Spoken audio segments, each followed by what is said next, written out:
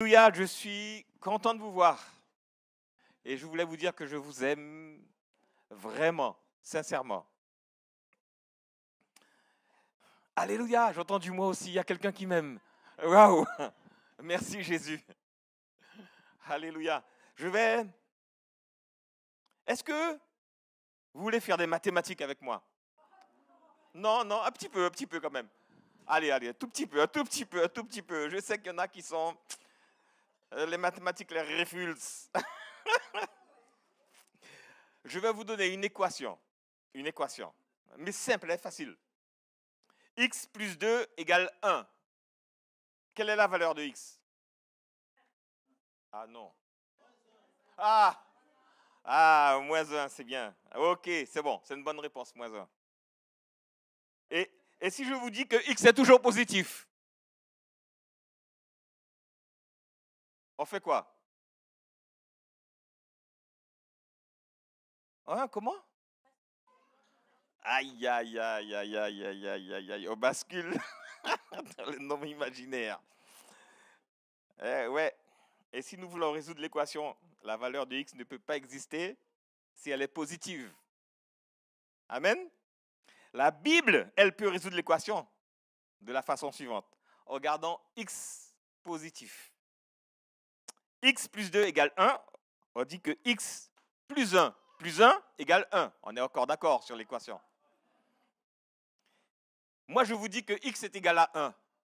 Ça fera 1 plus 1 plus 1 égale 1. Les enfants, n'écoutez pas ça parce que ça ne va pas aller, quoi.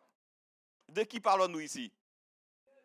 Alléluia, amen. Il y en a qui suivent. Nous avons ici la loi divine de l'unité entre le Père, le Fils et le Saint-Esprit, qui ne forment qu'un, tous les trois. Même si chacun d'eux a une fonction bien particulière. Bon, on va faire une deuxième équation. Vous êtes d'accord? Selon encore la parole de Dieu, voici une seconde équation. 1 plus 12 puissance n égale 1. Quelle est la valeur de n? Waouh, c'est trop compliqué.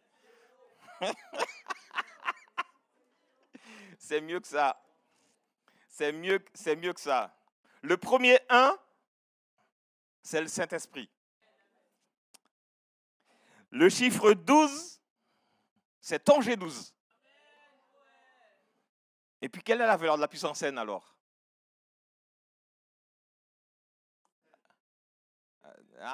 Vous ne savez pas. La puissance n peut être égale à un nombre aussi proche que les étoiles dans le ciel et que les grains de sable sur le bord de la mer.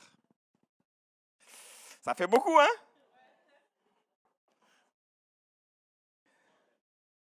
C'est chacun d'entre vous qui déciderait de sa valeur, sachant que si cette puissance est seulement de 8 seulement, hein, vous arriverez à un chiffre d'environ 430 millions.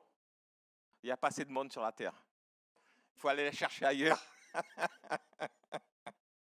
Le second 1, qui est le résultat, donc égal 1, c'est l'épouse qui se prépare au retour du Seigneur Jésus. Alléluia. Bon, elle était assez compliquée cette équation à résoudre. Hein? On va prier. Seigneur, nous te bénissons.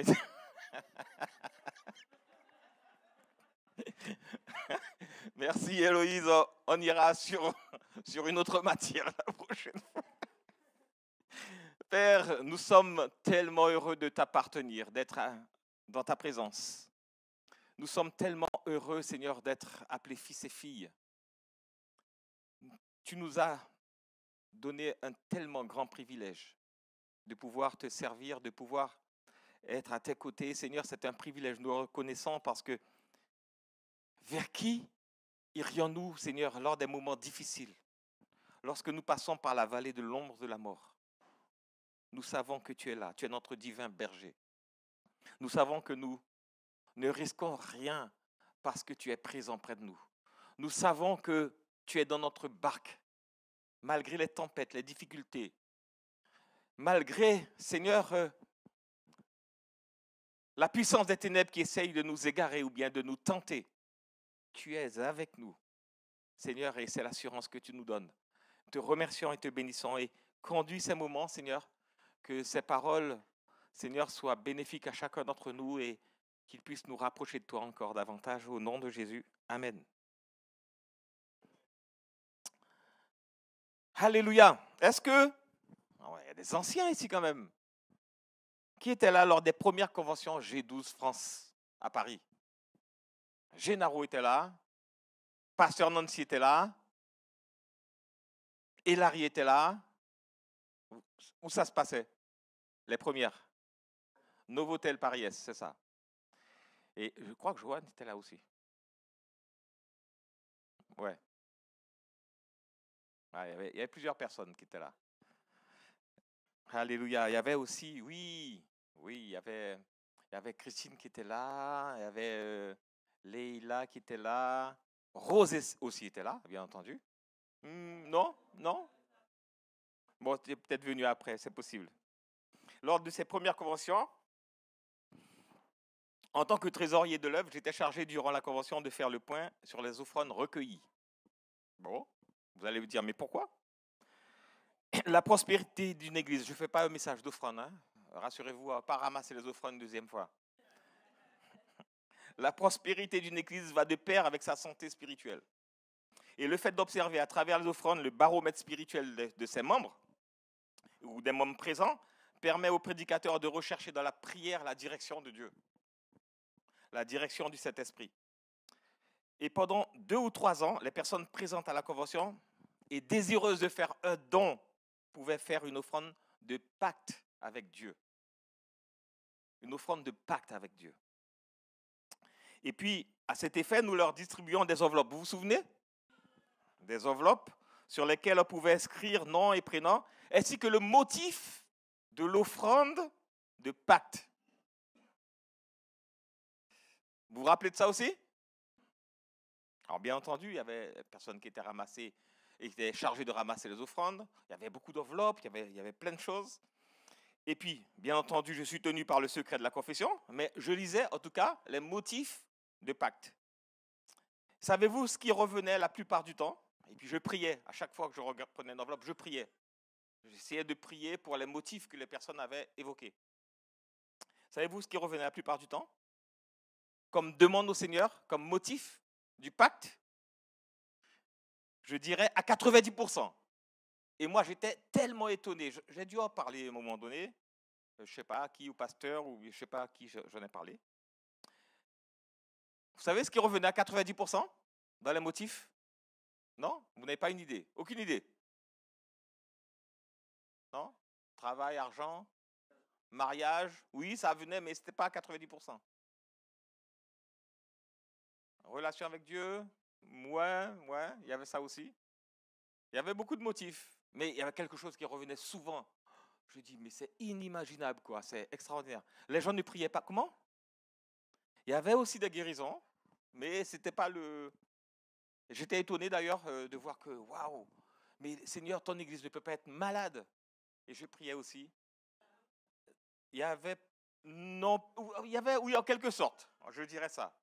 Mais en fait, je vais vous dire, ce qui venait à 90%, c'est que les personnes demandaient la prière pour leur famille. C'était extraordinaire. Pour leur famille, pour la restauration des familles, des enfants, des parents, la guérison des membres de la famille. Mais c'était souvent pour la famille. Et j'étais stupéfait de voir combien nous sommes attachés à nos familles. Stupéfait de voir combien nous prions pour nos familles. C'est inimaginable. Les demandes au Seigneur concernaient plus rarement un besoin personnel, mais beaucoup de personnes intercédaient pour les membres de la famille, faisaient des pactes pour les membres de leur famille. Vous aimez votre famille? Alléluia. Et le diable a détourné le cœur de l'homme en lui faisant croire que les choses matérielles dont il est le gestionnaire sur cette terre, dans ce monde, sont bien plus avantageuses que l'amour que nous avons pour notre famille. Il a réussi à détourner nos cœurs de notre famille. Il a trompé, il a divisé beaucoup de familles, souvent suite à des problèmes d'héritage dans la fraternité. Beaucoup de familles ont été divisées parce qu'ils sont plus attachés à l'argent, à l'héritage, qu'à l'amour pour leur famille. Et ça, c'est diabolique. Mais il a oublié que l'homme a été créé à l'image de Dieu et que nous sommes la plus belle créature de Dieu. Alléluia. J'entends des amens quand même. Nous sommes la plus belle créature que Dieu ait conçue. Alléluia.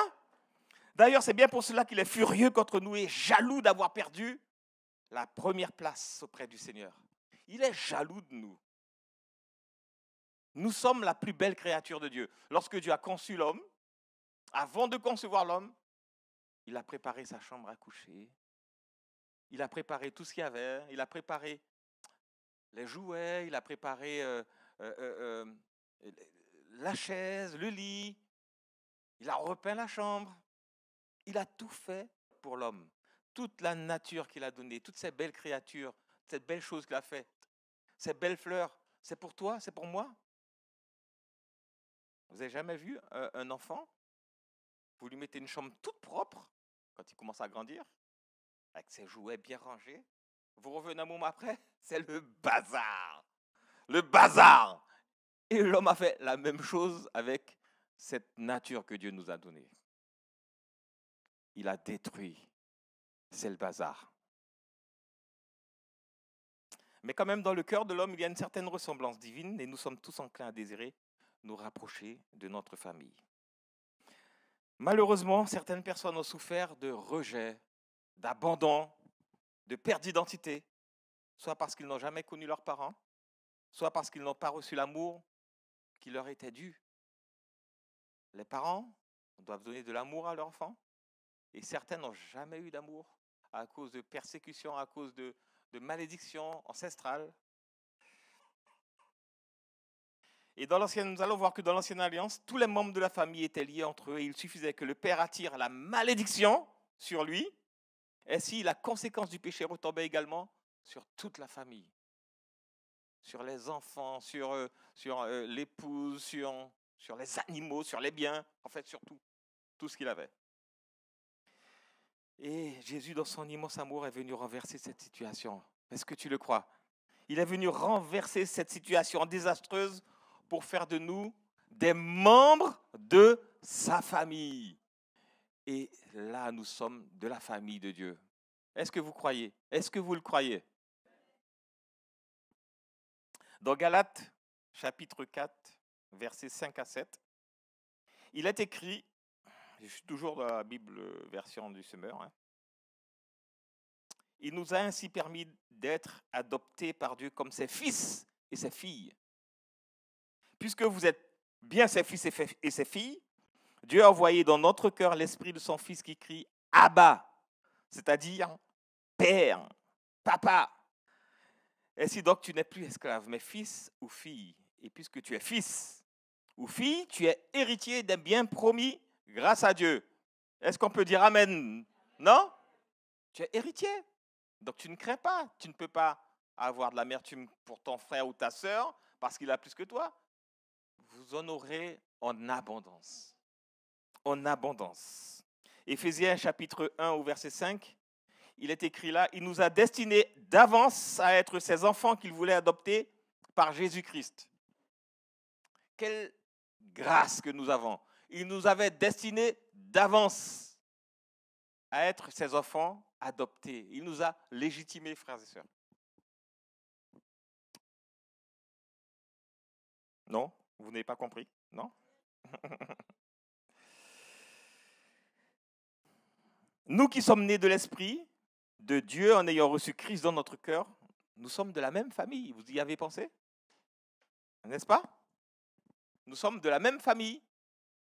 Et même si cela ne convient pas à certains. Aïe, aïe, aïe. Ça vous fait rien que je sois votre frère?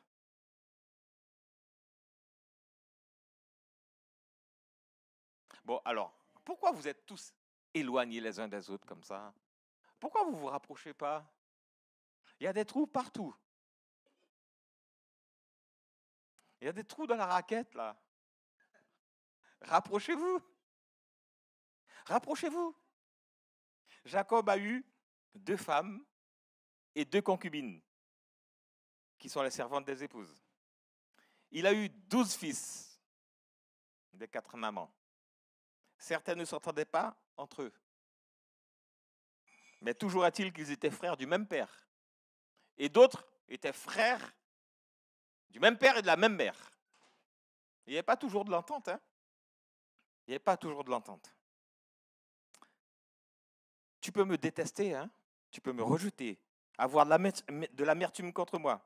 Enfin, j'espère que ce n'est pas le cas, en tout cas, hein, de tout mon cœur. Mais si tu as reçu Christ comme Seigneur, alors nous avons le même Père. Donc je suis ton frère et tu es forcé de m'accepter et de m'aimer comme je suis. Et moi également, je suis obligé de t'aimer tel que tu es. On est d'accord jusque-là? Quel que soit ton caractère, je suis obligé de t'aimer. Et quel que soit mon vieux caractère, tu es forcé de m'aimer aussi.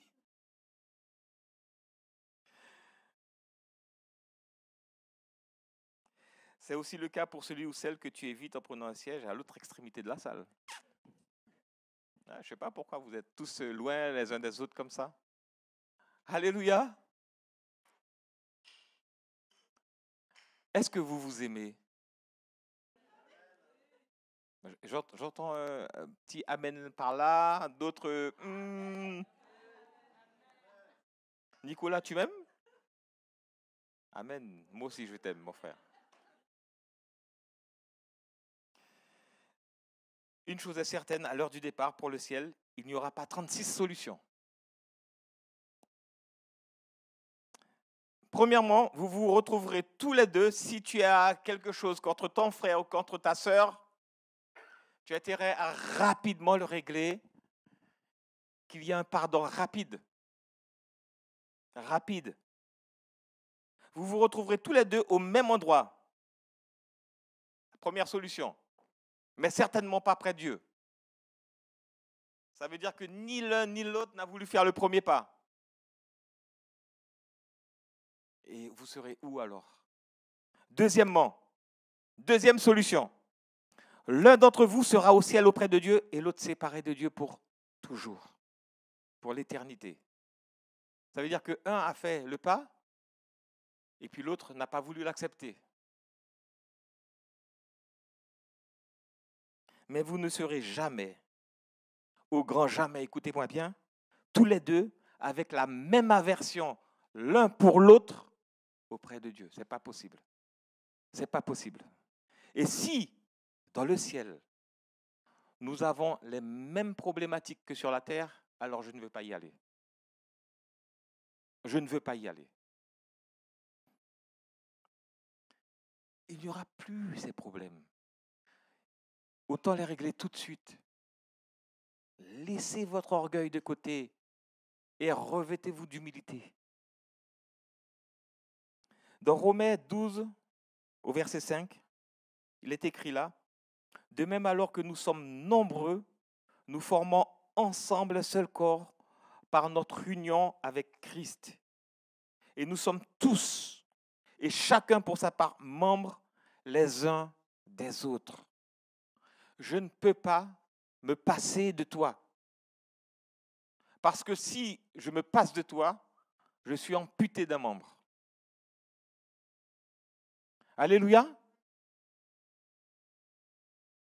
Dans Éphésiens chapitre 5 au verset 27, il a ainsi voulu se présenter. Écoute bien que tu verras que ce n'est pas possible de rester dans cet état.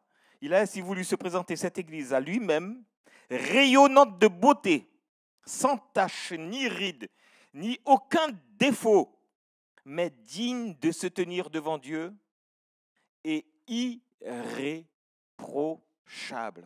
Irréprochable. Qu'on ne puisse faire à l'église de Dieu aucun reproche.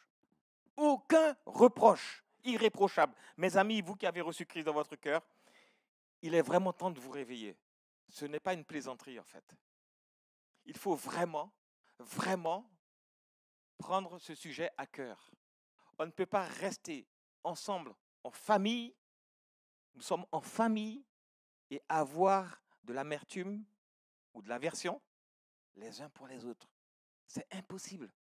L'Esprit de Dieu ne restera pas là.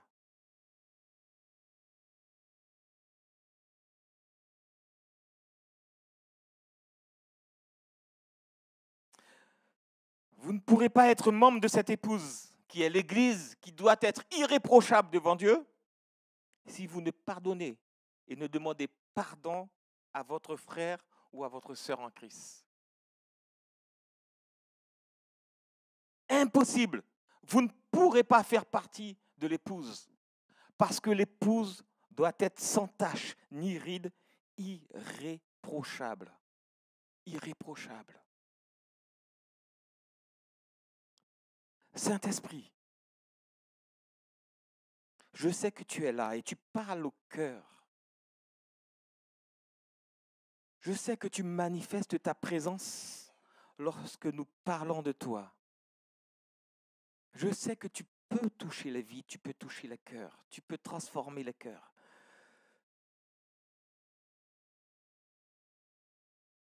Tu nous as pardonné un jour. Aujourd'hui, tu nous dis dans ta parole que nous ne pouvons recevoir le pardon si nous ne faisons pas l'effort de pardonner, nous également, à notre prochain. Alors je veux te prier. Je veux te prier, Seigneur, pour convaincre les cœurs, pour manifester ta puissance. Merci, Seigneur, le jour où tu nous as touchés, nous avons su que c'est toi qui nous touchais. Nous ne pourrons pas l'expliquer, Seigneur, parce que c'est quelque chose qui se vit individuellement. Mais tu nous as touchés un jour et nous avons compris que nous avions péché contre toi. Lorsque nous péchons contre notre prochain, nous péchons aussi contre toi.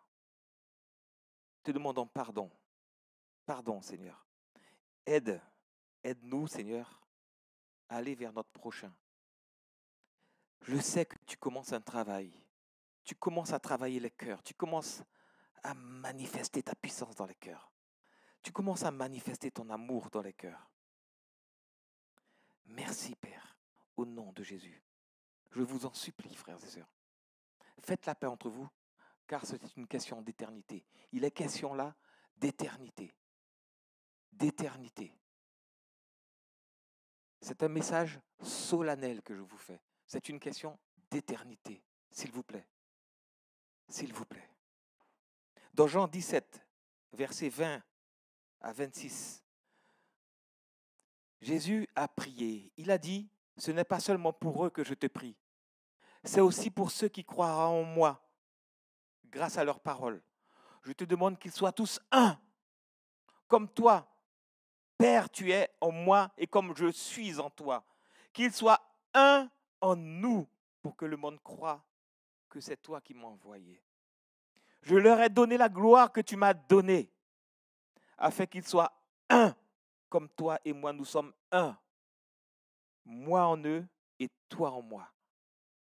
Qu'ils soient parfaitement un et qu'ainsi le monde puisse reconnaître qu'ils soient, je répète, qu'ils soient parfaitement un et qu'ainsi le monde puisse reconnaître que c'est toi qui m'as envoyé et que tu les aimes comme tu m'aimes.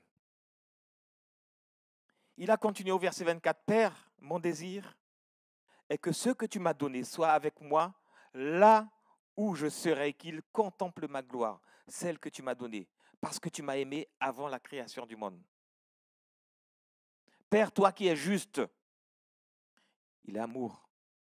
C'est ce que je viens de vous dire. Il est amour, mais il est juste. Il est juste. Toi qui es juste, le monde ne t'a pas connu, mais moi je t'ai connu et ceux-ci ont compris que c'est toi qui m'as envoyé. Je t'ai fait connaître à eux et je continuerai à te faire connaître pour que l'amour que tu m'as témoigné en eux, que tu m'as témoigné soit en eux et que je sois moi-même en eux. Frères et sœurs, je bénis le Seigneur pour ce temps d'intercession que nous avons 2 fois par jour pendant 40 jours. On arrive à la 14e, 15e, aujourd'hui c'est le 14e proverbe. Chaque jour, on parle d'un chapitre du livre des Proverbes. Nous sommes au 14e jour, donc 14e chapitre, pendant 40 jours. Rose l'a dit, Carole l'a dit, et moi je vous répète, il est encore temps de vous connecter. Je ressens une présence de Dieu de plus en plus palpable dans ces moments-là. Tous les jours, lorsque les cœurs sont ouverts et que l'amour est présent parmi le peuple de Dieu, aucune forteresse ne peut arrêter l'avancement et la croissance de son œuvre. Rien, rien. Le thème de ce mois-ci est tiré de Matthieu 18, 20. Vous vous rappelez? Car là où 2 ou 3 sont ensemble en mon nom, je suis présent au milieu d'eux. Est-ce que vous croyez que l'Esprit de Dieu est là? Il est en train de se mouvoir au milieu de nous et parmi nous. Je peux ressentir la présence du Saint-Esprit.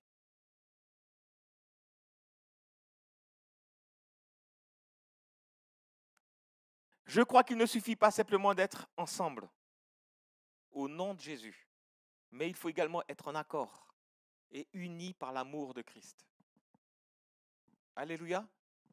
Vous comprenez? Il ne faut pas tout simplement être ensemble dans une église, mais il faut être unis par l'amour de Christ.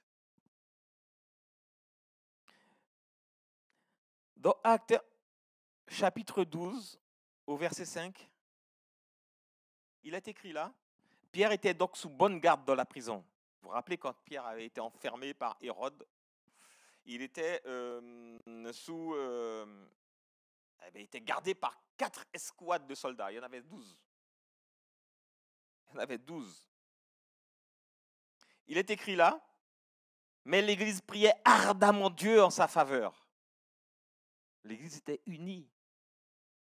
Ce n'est pas une Église qui avait une tache ou des rides. La présence de Dieu, la présence du Saint-Esprit était là. Et Dieu entendait l'Église prier. Et Dieu répondait aux prières. Si nous sommes unis, nous sommes de seul cœur. Nous sommes unis. Dieu répondra à nos prières. Et je crois de tout mon cœur que Dieu répondra à nos prières. Dans Actes chapitre 1 au verset 14, il est écrit là, « Eux tous, de commun accord, se retrouvaient souvent pour prier, avec quelques femmes, Marie, la mère de Jésus, et avec les frères de Jésus. Et nous nous retrouvons, nous ne sommes pas encore suffisamment nombreux, j'en parlerai tout à l'heure, tous les jours. Alors, quelquefois, je n'ai pas pu me connecter parce que je n'étais pas là, tout simplement. Mais tous les jours, nous nous retrouvons le matin à 6h et le soir à 20h30. Aujourd'hui, les choses évoluent. On ne se retrouve pas dans un lieu forcément. On pourrait se retrouver dans un lieu, mais là, on se retrouve en audiovisuel. Et on est là de seul cœur, de même esprit. Et Dieu agit également. Comprenez? Dans Actes chapitre 4, versets 23 à 24, lorsque Pierre a été relâché, non, c'est pas... non, après avoir été relâchés, non, Pierre, c'était le verset d'avant. Après avoir été relâchés, ils allèrent vers les leurs et racontèrent tout ce que les principaux sacrificateurs et les anciens leur avaient dit. Et lorsqu'ils l'eurent entendu, ils élevèrent à Dieu la voix tous ensemble. Et ensemble, ils étaient unis en prière. En prière. Ensemble, ils élevèrent la voix. Parce qu'il y avait de l'amour entre eux. Et à chaque fois qu'ils s'unissaient pour prier, il se passait des choses. Dans Acte 12, Pierre avait été emprisonné par Hérode, qui maltraitait les chrétiens. Eh bien, c'est là aussi. J'en ai déjà parlé, il me semble. Oui, 12, 5. Mais à 12, 12. Je vais vous dire pourquoi. Qui maltraitait les chrétiens et il le mit sous la garde de 16 soldats. Dieu a envoyé un ange spécifiquement pour libérer Pierre. Et lorsqu'il fut à l'extérieur de la prison, la Bible nous dit, au verset 12, après avoir réfléchi, il se dirigea vers la maison de Marie, mère de Jean, surnommée Marc, où beaucoup de personnes étaient réunies et priaient. Beaucoup étaient réunis et priaient. Alors aujourd'hui encore, le Seigneur est présent au milieu de nous. Mais il ne voudrait pas seulement être un auditeur silencieux. Jésus veut non seulement entendre l'Église lui adresser des prières pour les besoins collectifs, mais il veut également t'écouter. Il veut répondre à tes besoins, à tes interrogations et chasser tes peurs surtout. Il veut répondre à tes besoins et il veut chasser tes peurs.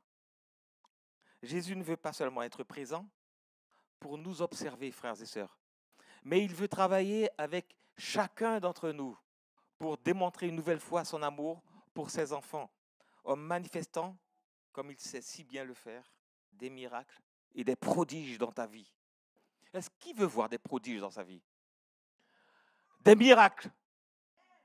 Alléluia. Et parce que tu le veux, le Seigneur le fera. Le Seigneur le fera.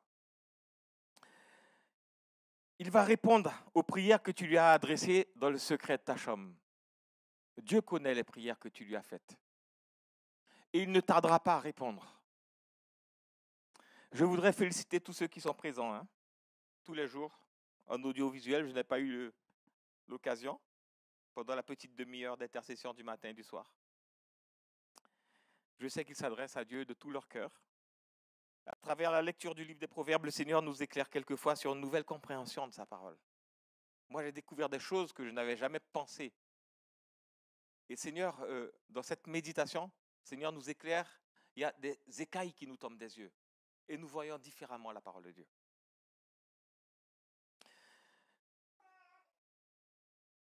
J'ai déjà entendu dire, écoutez bien, que je ne me connecte pas parce que je crains qu'on ne me demande d'intercéder, car je ne sais pas prier comme vous. Et si vous êtes dans ce cas, laissez-moi vous expliquer que la signification du mot prière a été définie pour remplacer le mot parler lorsqu'il s'agit du Dieu Tout-Puissant. C'était seulement par respect pour Dieu que l'on a défini le mot prière. On ne peut pas parler à Dieu comme on parle aux hommes. Alors on a dit qu'on va prier Dieu. Mais si tu t'adresses à Dieu, tu lui parles, tu lui fais une prière. Tu parles à Dieu. Comme ton ami, tu dis ce que tu as sur le cœur. Tu n'as pas besoin de faire de longs discours. Tu n'as pas besoin de faire des rimes, des versets, des vers. La prière n'est pas un concours de belles phrases, frères et sœurs, mais la prière vient de ton cœur. La prière vient de ton cœur. Je vais vous raconter une petite anecdote. À mon travail, je passe beaucoup de temps à répondre à des mails. Et pour certains, j'ai l'impression que c'est à celui qui fera la plus belle phrase, avec les mots les moins courants de la langue française. D'ailleurs, je vais montrer quelques-uns, pasteur Delphine. Je suis souvent en train de rechercher dans le dictionnaire Google des mots que je n'avais jamais entendus. Je dis, waouh! Vous voulez un exemple? D'ailleurs, j'en ai parlé à Christelle, mon épouse. Je lui ai dit, mais tu sais ce que ça veut dire? Capillotracté. Qui peut me donner la définition? Capillotracté. J'ai vu ça dans une phrase. Je me dis, oula, c'est quoi ça? Personne. Franchement, moi, j'avais jamais entendu ça. Et ça existe? J'ai recherché dans Google. Oh, ça existe. Waouh! Capillotracté. Je dis, ils sont trop forts. Je dis, c'est tracteur, c'est quoi? C'est. Vous savez ce que ça veut dire? Tiré par les cheveux.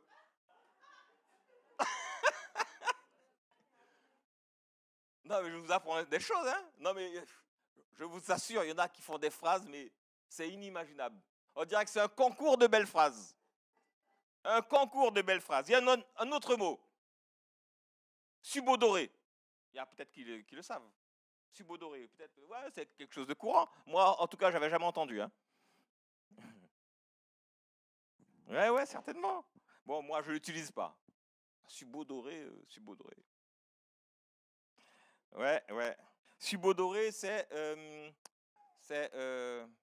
me rappelle même plus d'ailleurs. C'est subodoré. C'est pressentir quelque chose. C'est se douter de quelque chose. Subodoré. Ne parlez pas comme ça à Dieu, s'il vous plaît. Faites pas ça. Faites pas ça parce qu'il va dire mais il fait quoi? Il ne peut pas me parler simplement. Oui, alors si c'est votre langage courant, oui, bien entendu, hein, mais moi, c'est pas le mien. C'est pas le mien, je ne sais pas faire de belles phrases comme ça. Avant même que tu lui adresses la parole, il sait déjà ce que tu veux lui dire. Tu n'as pas besoin d'aller chercher dans le dictionnaire le plus beau mot de la langue française pour t'adresser à lui. Ça ne sert à rien. Alors n'aie pas honte. Et ne regarde pas ceux qui t'écoutent. Et même si c'est une seule phrase que tu diras, peut-être que cette seule phrase-là va renverser des montagnes, va renverser des forteresses. Je vous assure. D'ailleurs, le Seigneur nous dit, ne les imitez pas.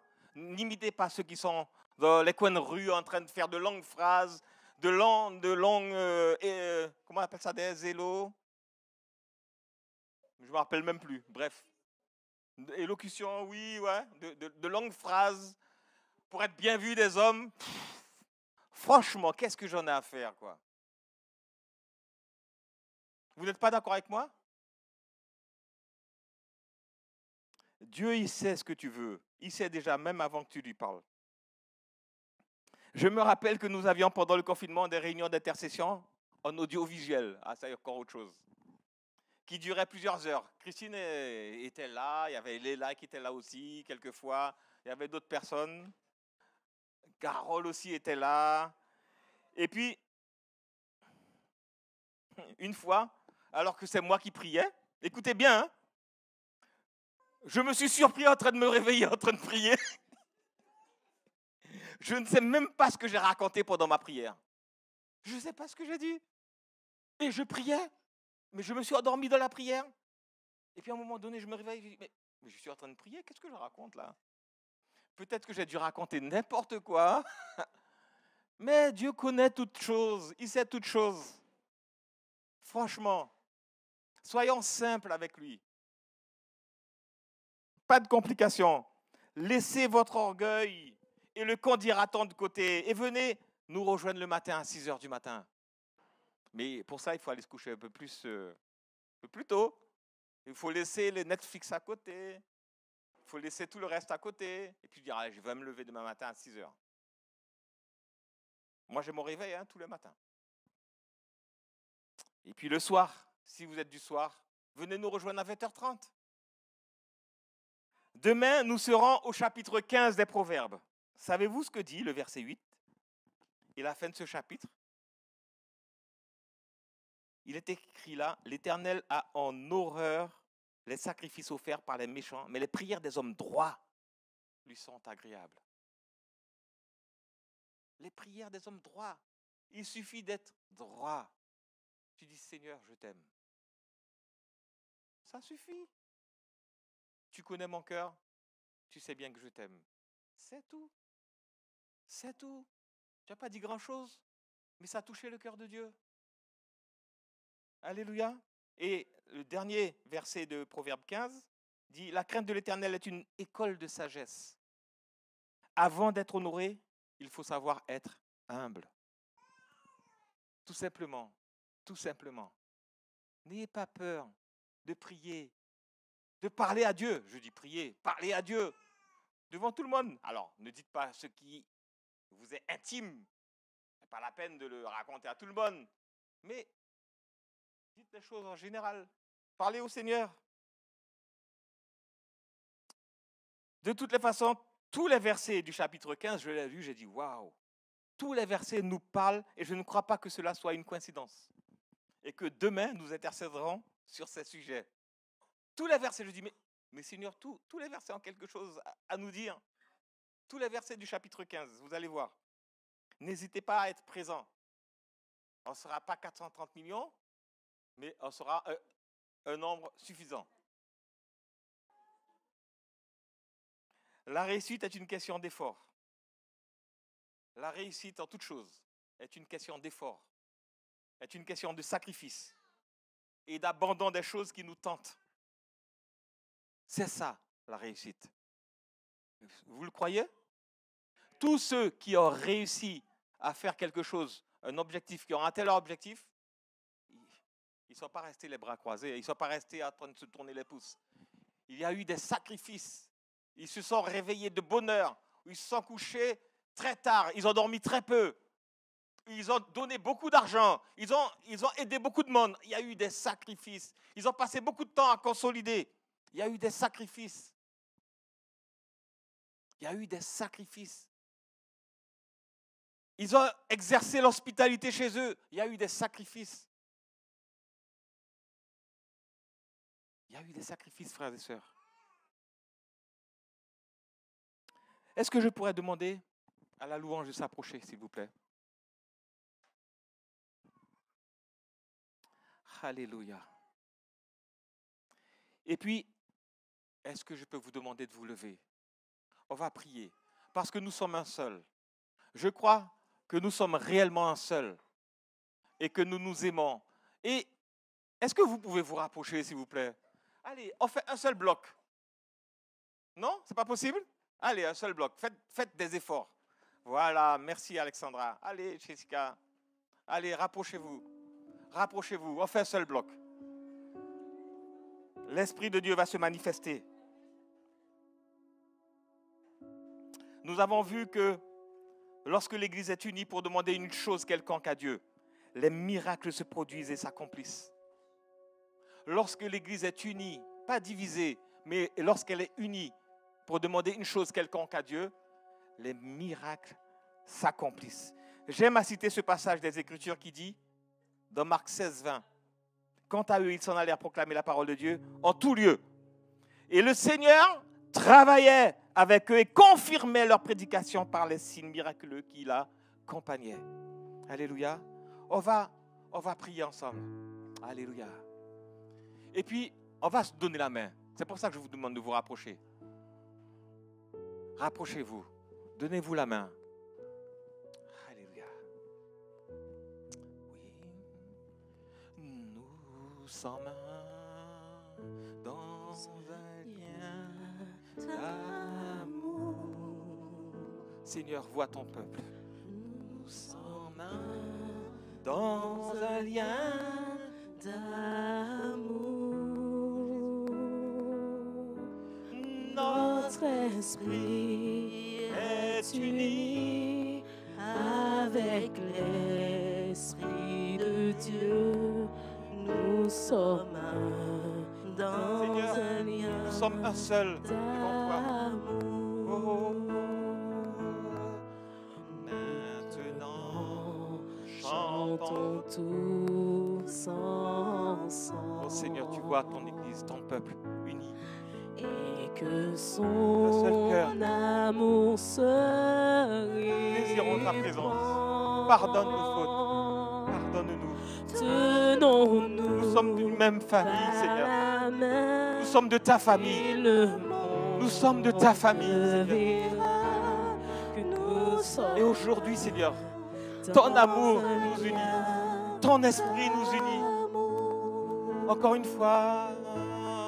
Nous sommes dans un lien d'amour.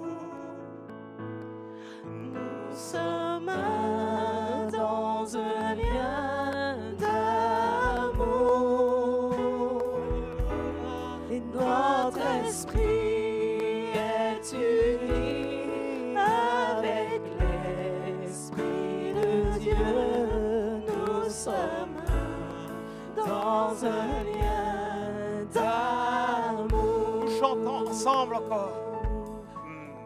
Maintenant, chantons tous ensemble. Maggie, tu es isolée. Approche-toi. Approche-toi. Allez. Que son amour se répand. Et tenons-nous par la main.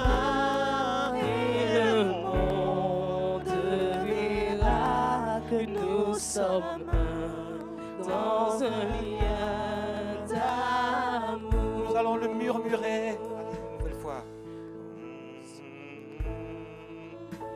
Père, c'est uni en ton nom que nous voulons nous adresser à toi. Nous désirons être, à l'instar de Jésus, des instruments entre tes mains. Car nous sommes de ta famille, puisque tu nous as adoptés. Jésus a prié avant sa crucifixion et s'est adressé à toi en disant ceci.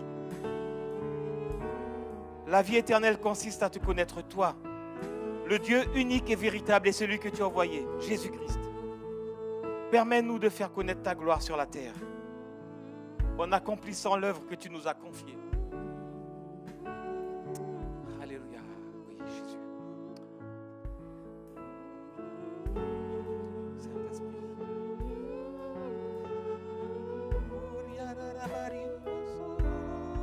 Notre esprit. Oh, Esprit de Dieu, onction. Seigneur, nous sommes devant toi, avec notre cœur ouvert devant toi. Et nous te bénissons pour ta présence. Alléluia. La musique va continuer seule.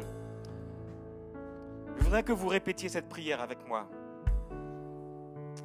Père, Jésus a prié afin que tu nous gardes par le pouvoir de ton nom. Celui que tu nous as donné, Jésus-Christ, pour que nous soyons un comme tu es un avec ton Fils Jésus. Comme tu nous protèges, nous voulons également garder par la prière ceux que tu nous as confiés par le pouvoir du nom de Jésus-Christ, afin qu'aucun ne se perde. Père, à l'instar de Jésus, je te demande que nous soyons tous un. Comme toi, Père, tu es en Jésus, et comme lui est en toi, et que nous soyons un en vous, pour que le monde croie que c'est toi qui nous envoies. Père, nous croyons que tu nous as donné la gloire que tu as donnée à Jésus-Christ, afin que nous soyons un, comme toi et Jésus êtes un. Jésus en nous et toi en Jésus. Que nous soyons parfaitement un et qu'ainsi le monde puisse reconnaître que c'est toi qui nous as envoyés et que tu les aimes comme tu nous aimes. Dans le nom de Jésus, Amen. Alléluia. Vous pouvez vous embrasser, frères et sœurs. Alléluia. Merci Seigneur. Oh, Yasha.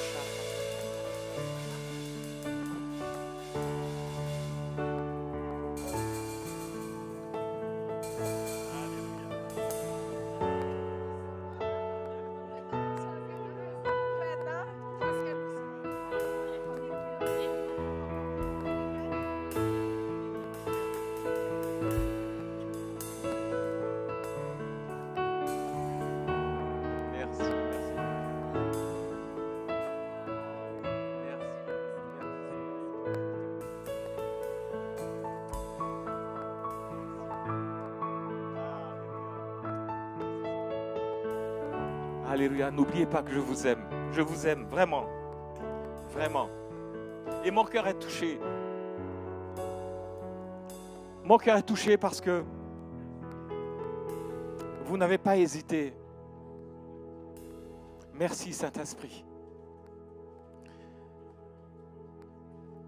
Alléluia. Seigneur, nous voulons te remercier pour ces moments que nous avons passés à tes côtés. Je crois que Seigneur, tu vas nous conduire, tu vas nous diriger. Tu feras en sorte, Seigneur, que le diable n'ait plus aucun avantage sur nous. Tu feras en sorte que nous soyons toujours plus que vainqueurs dans toutes les situations.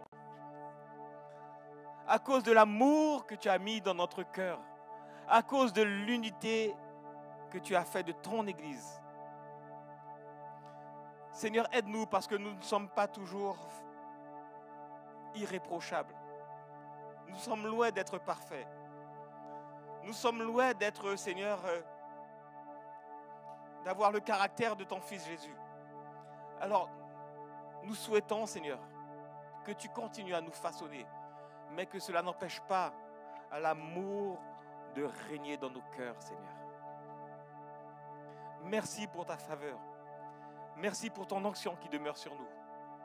Merci de garder nos pasteurs, de garder, Seigneur, le leadership de l'Église, de garder, Seigneur, tes enfants, tes disciples.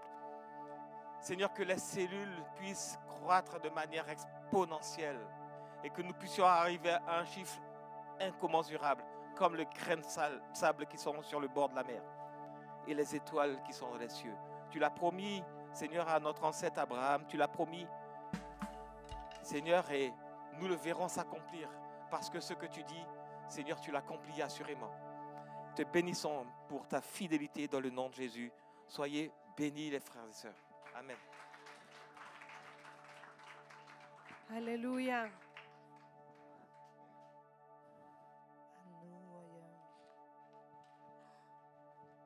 Oui, nous sommes dans son lien d'amour et nous sommes dans la joie. Qui veut continuer à louer l'Éternel? On va danser un peu, hein? On va danser, on va louer à celui qui nous a sauvés, hein? Il y a des raisons, il y a nombreuses raisons pour le louer.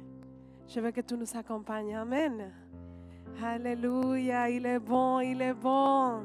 Est-ce que tu peux lever ta main et le déclarer?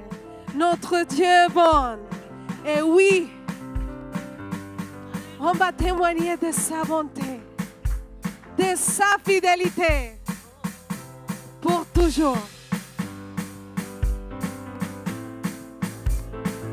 Nous sommes une génération choisie, appelée pour montrer son excellence. Tout ce dont j'ai besoin de me la donner, car je sais qui je suis. Nous sommes une génération, nous sommes une génération choisie, appelée pour montrer son excellence. Oh, tout ce dont j'ai besoin, Dieu me l'a donné. Je sais qui je suis, je sais qui je suis en Christ. Ce que j'ai en Christ, où je suis en Christ, je sais qui je suis, je sais qui je suis en Christ. Ce que j'ai en Christ, où je suis en Christ, je sais qui je suis. Et je marche dans la puissance, j'accomplis les miracles, je vis une vie de faveur, car je sais qui je suis. Je marche dans la puissance, j'accomplis les miracles, je vis une vie de faveur, car je sais qui je suis.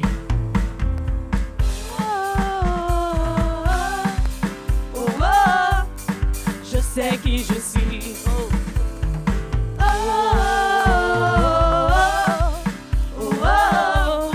Je sais qui je suis. Nous sommes une génération choisie, appelée pour montrer son excellence. Tout ce dont j'ai besoin, tout ce dont j'ai besoin, Dieu me l'a donné. Je sais qui je suis. Nous sommes une génération, nous sommes une génération choisie, appelée pour montrer son excellence. Et tout ce dont j'ai besoin, Dieu me l'a donné.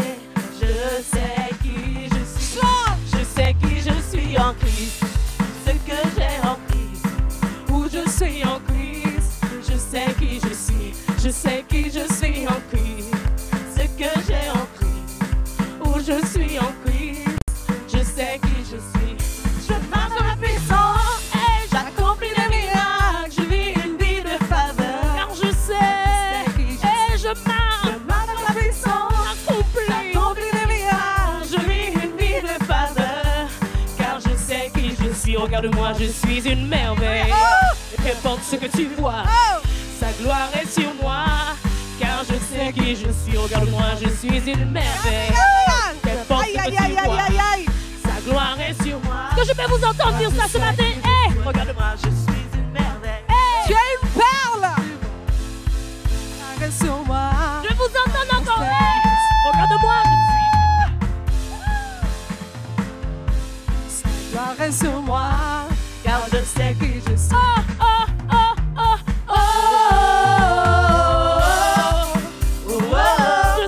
Je sais qui je suis.